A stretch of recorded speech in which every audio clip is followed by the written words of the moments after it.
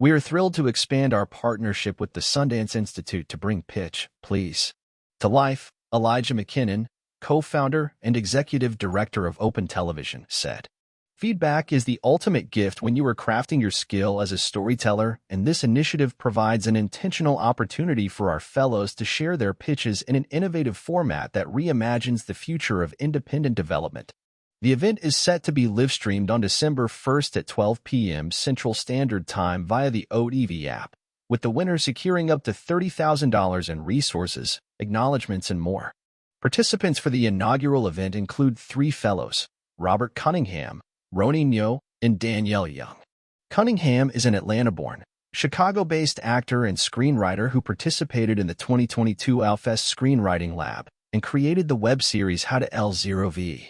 Nyo is a Taiwanese, London-based filmmaker, animator, and street dancer currently part of the National Film and Television School and Amazon Prime Video's Craft Academy. Young, originally from the Southeast U.S. and now based in Tongva Nation territory, is a writer, actor, and photographer who co-founded the COVID-Conscious Creatives Network Building Group and received the 2021 Alfest Trans and Non-Binary Acting Fellowship. The inaugural cohort of creative advisors include Boots Riley, the poet, rapper, songwriter, producer, screenwriter, director, community organizer, and public speaker behind Sorry to Bother You, Christine Davila. The former head of development and production at Oyala, Chad Charlie, a Reservation Dogs writer and actor, whose filmmaking spotlights Indigenous and Black representation, Zachary Drucker, a trans woman and co-director of the 2023 documentary The Stroll, and Micaiah Green, the Emmy Award winning producer who executive produced Lizzo's Watch Out for the Big Girls and developed films including Judas and The Black Messiah and Sorry to Bother You.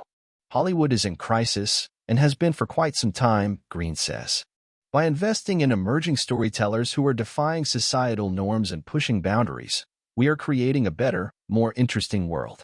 Like every great shark movie, Beast of War began life when Roache-Turner's producer called him up one day to tell him he had access to a water tank at Malta and asked if he had any ideas for aquatic films that could use it.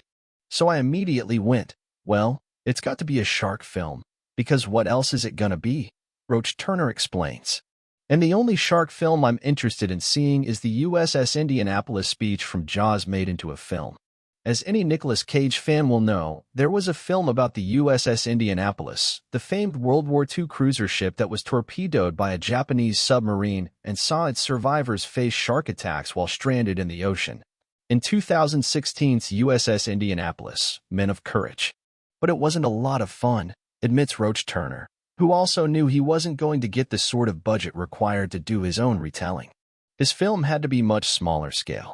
I thought it had to be Australian, so I did about 2 seconds of Google searching and found the story of the HMAS Armidale that sank off the coast of Western Australia, halfway between Darwin and Timor, he says.